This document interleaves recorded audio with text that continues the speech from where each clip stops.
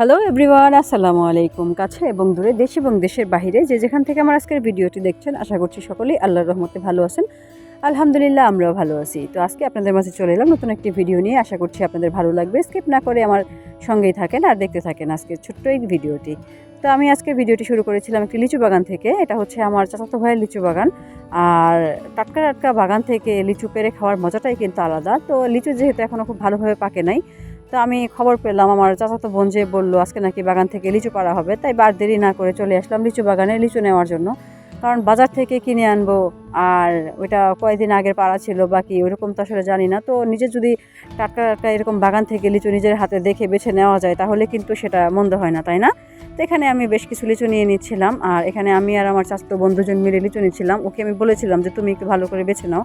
তো আমার স্বাস্থ্য বোন ভালো করে লিচুগুলো বেছে নিয়েছিল। আর লিচুগুলো যেহেতু এখনও খুব বেশি পাকে নাই, তো ওই যে দেখেন এখানে ব্যাপারীরা বসে বসে কিন্তু লিচু কাটছে, মানে লিচু ভাঙছে গাছ থেকে। এখান থেকে আমি বেশ কিছু টাটকা লিচু নিয়ে যাব। ওই যে দেখেন এখানে আমি অল্প লিচুই নিয়েছি, কারণ হচ্ছে লিচুগুলো এখনও পাকে নাই। তো যতটুকু লিচু আমি বেছে পাকা নিয়েছি, আমি নিয়েছি, আমার চাচাতো বোন নিয়েছে। তো এখন আমরা বাড়ির দিকে চলে যাচ্ছি, কারণ বাসায় থেকে আমার লিচু বাগানটা আসতে মাত্র 2 মিনিট সময় লাগে, একবারে বাসার পাশে। তো টাটকা টাটকা লিচু নিয়ে এখন আমি চলে যাচ্ছি। ওই যে দূরে দেখেন আমার বোনও আসছে, আর ওই কিন্তু বলেছে আমাকে যে লিচুগুলো নাকি ভাঙা হচ্ছে। ও কিছু লিচু নিয়েছে, আমিও কিছু লিচু নিয়েছি। আর বাসায় আসার পরে দেখলাম আব্বু কাঁঠাল কাটছে। আর এই কাঁঠালটা আমাদের গাছ থেকে পাড়া হয়েছে। আজকে বাসায় কাঁঠালের তরকারি রান্না হবে।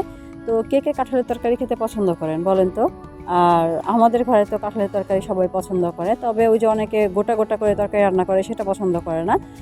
কাঁঠালের তরকারিটা সকল ধরনের মাংসের মশলা দিয়ে রান্না হবে, আর কাঁঠালের তরকারিটা একটু মাখা মাখা হবে। সেটা রুটি দিয়ে খেতে বা ভাত দিয়ে খেতেও কিন্তু অসম্ভব মজা লাগে। আপনারা অবশ্যই কিন্তু একবার ট্রাই করবেন কাঁঠালের তরকারি। সব ধরনের মশলাগুলো ভালো করে কষিয়ে কাঁঠালটা দিয়ে আগে সেদ্ধ করে, তারপরে আবার কাঁঠালটা ভালো করে বেছে পরিষ্কার করে মাংসের মশলার সঙ্গে কষিয়ে রান্না করলে কিন্তু অসম্ভব মজা লাগে খেতে। তো যাই হোক, এখানে আব্বু কাঁঠালগুলো কেটে নিচ্ছিল। আর আব্বু কাটছিল তার কারণ হচ্ছে আব্বু এই ধরনের কাজগুলো কিন্তু খুব ভালোই পারে। আব্বু এই কাঁঠাল কাটা বা বড় কোনো মাছ কাটা আমি আর আব্বুই বাসায় কাটি, আর কাঁঠালটা আব্বু কেটে দেয়, কারণ অনেক বেশি আঠা থাকে কাঁঠালে, যেটা কাটতে কিন্তু বেশ ঝামেলা পোহাতে হয়। আব্বু আগে হাতে বেশি করে সরিষার তেল দিয়ে দিয়েছে, বটিতে সরিষার তেল লাগিয়ে তারপরে আস্তে আস্তে কাঁঠালগুলো কেটে নিচ্ছে। আর আব্বু কাঁঠালগুলো কাটতে থাক, সেই ফাঁকে কিন্তু আমি এখানে বেশ কিছু পিঠা রোদে দিয়ে দিয়েছিলাম। কারণ ঈদ যেহেতু চলেই আসছে, তো ঈদ উপলক্ষে কিন্তু পিঠা বানাতেই হয়। আর এবার রোজার ঈদে বেশ কিছু পিঠা বানানো হয়েছিল, যে পিঠাগুলো এখনও আছে। তো আমি নতুন করে আর কোনো পিঠা বানালাম না। এই পিঠাগুলো এখন রোদ্রে দিয়ে আমি ভালো করে শুকিয়ে বয়েমে ভরে রাখবো, কারণ যদি রোদ্রে না দেওয়া হয় তাহলে আবার তেতো হয়ে যেতে পারে। আর এই পিঠার রেসিপি কিন্তু আমার চ্যানেলে দেওয়া আছে, অবশ্যই কিন্তু কেউ চাইলে আমার চ্যানেলটাকে ভিজিট করতে পারেন। তো এই ফাঁকে কিন্তু দেখতে দেখতে আম্মু তরকারিও রান্না করে ফেলেছে। যে কাঁঠালের যে তরকারিটা দেখেন কি সুন্দর লাগছে না? আর খেতেও কিন্তু অনেক মজা হয়েছে। আর সে ফাঁকে কিন্তু আম্মু রান্না করে ফেলেছিল গরুর মাংস শুটকি দিয়ে, আলু দিয়ে একটু মোটামুটি ঝোল ঝোল করে। এই তরকারিটাও কিন্তু খেতে অসম্ভব মজা লাগে। তো খাওয়া দাওয়া শেষ করে কিছুক্ষণ রেস্ট নিয়েছিলাম। আর আমাদের বাবুটা যেহেতু অসুস্থ, সবাই আমাদের বাবুর জন্য দোয়া করবেন, আল্লাহ যেন ওকে তাড়াতাড়ি সুস্থ করে দেন। আর খাওয়া দাওয়া শেষ করে আমি বাইরে বেরিয়েছিলাম একটু, আমাদের বাসা থেকে পূর্ব সাইডে ধান ক্ষেতের দিকে, মানে আমাদের দিকে বাইদ বলে। তো বাইরে আসছিলাম একটু, এখানে আমি আমার চাচাতো বোন। তো তখন যারা ধৈর্য ধরে কষ্ট করে আমার ভিডিওটি দেখেছেন, যদি আমার আজকের ভিডিওটি আপনাদের ভালো লাগে তাহলে অবশ্যই আমার ভিডিওতে একটি লাইক করবেন।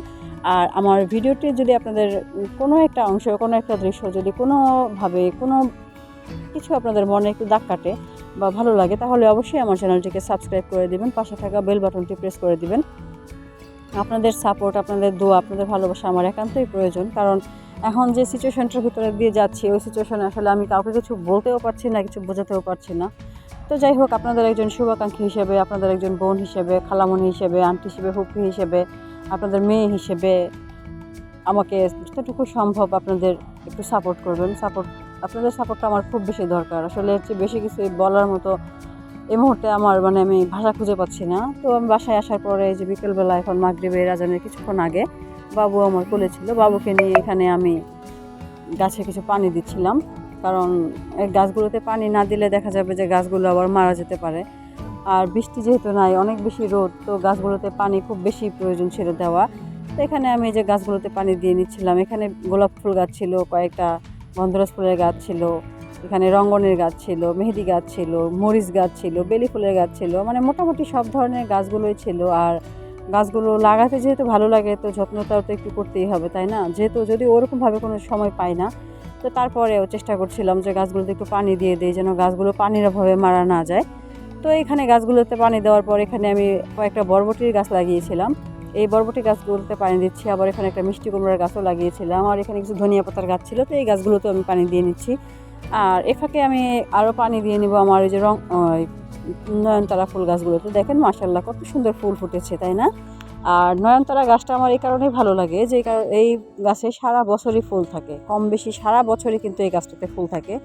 তো এটা শীতের সময় হোক বা গরমের সময় হোক, বৃষ্টির সময় হোক বা এই শুকনো সময় হোক, যে কোনো সময় কিন্তু দেখা যায় যে গাছটাতে প্রচুর পরিমাণ ফুল থাকে। আর দেখেন গাছগুলোতে পানি দেওয়ার পর আমার গাছটাগুলো কত সুন্দর লাগছে। একে একে সবগুলো গাছে কিন্তু আমার পানি দেওয়া শেষ হয়ে গিয়েছে। আর দেখেন এই যে এপাশে আরেকটা নয়নতারা গাছ, এই গাছটা কিন্তু বেশ বড় গাছ ছিল, এটা অনেক দিন আগের গাছ। তো এখানে গোলাপি কালারের নয়নতারা ছিল আর ছিল সাদা নয়নতারা।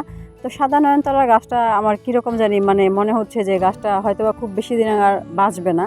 তো আমি চেষ্টা করছিলাম যে গাছের থেকে যদি কিছু বিচি কালেক্ট করে রাখা যায়, তাহলে পরবর্তীতে এই বিচি থেকে আবার আমি নতুন করে গাছ তৈরি করতে পারবো, বা বিচিটা রোপণ করে দিলে গাছ হবে। তো সেই চেষ্টাই করছিলাম। তো এই ২টা নয়নতারার গাছই কিন্তু আমার বাসায় আছে, খুব ভালো লাগে আমার দেখতে। আর গাছ ভর্তি যখন ফুল থাকে তখন কিন্তু আরও বেশ সুন্দর লাগে। ছোটোবেলা কত মালা গাঁথতাম এই ফুল দিয়ে, আর এখন তো আসলে ওই নাই। তো এই যে আমার এই রঙ্গন গাছটার আপডেট কিন্তু এটা দেখেন, গাছগুলোতে ফুল কিন্তু এখন প্রায় শুকিয়ে গিয়েছে। তো এতক্ষণ যারা ধৈর্য ধরে আমার সঙ্গে ছিলেন, ভিডিওটি দেখেছেন, আপনাদের সকলকে অসংখ্য ধন্যবাদ। দেখা হবে পরবর্তী কোনো ভিডিওতে, ততক্ষণ পর্যন্ত সকলেই ভালো থাকবেন। আল্লাহ হাফেজ, আসসালামু আলাইকুম।